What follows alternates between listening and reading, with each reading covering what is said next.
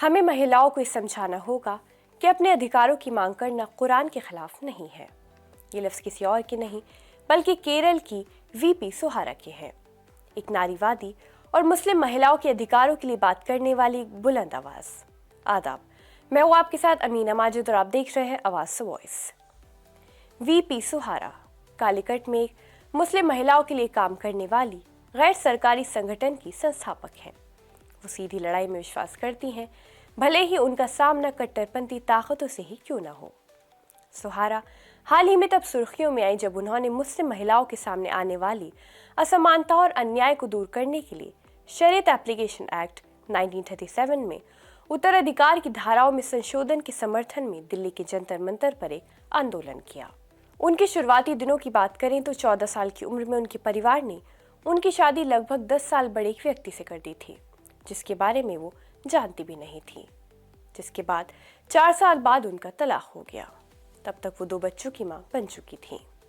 जब वो 22 साल की थी तब उनके परिवार ने उनकी दूसरी शादी कर दी एक ऐसे व्यक्ति से जो लगभग 65 साल का था।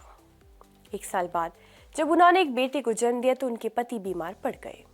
इन्हीं वर्षों में सुहारा ने एक महिला संगठन बोदना की कार्यकर्ता के रूप में सामाजिक क्षेत्र में कदम रखा।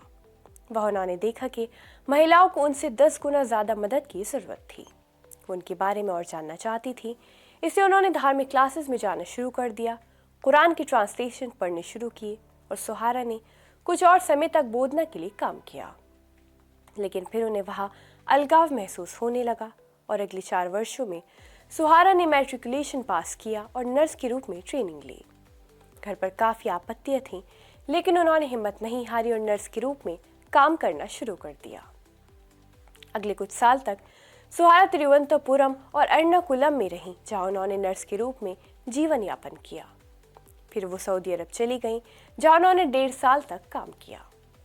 कालीकट लौटने पर सुहारा तलाकशुदा मुस्लिम महिलाओं के लिए कुछ करना चाहती थी। यही वो पल था जब उन्होंने निसा नामक संस्था बनाने का फैसला किया।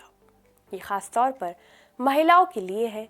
निसा ने कई तलाक के मामले उठाए और उन्हें निपटाए भी है। सुहारा जानती हैं कि उसके इस कदम पर व्यक्तिगत हमले हो सकते हैं, लेकिन वो परेशान नहीं है। वो कहती है कि मुझे परवाह नहीं है कि इससे मेरी जान चली जाए। अगर इससे मेरी बहनों को मदद मिलेगी तो मुझे कोई आपत्ति नहीं है।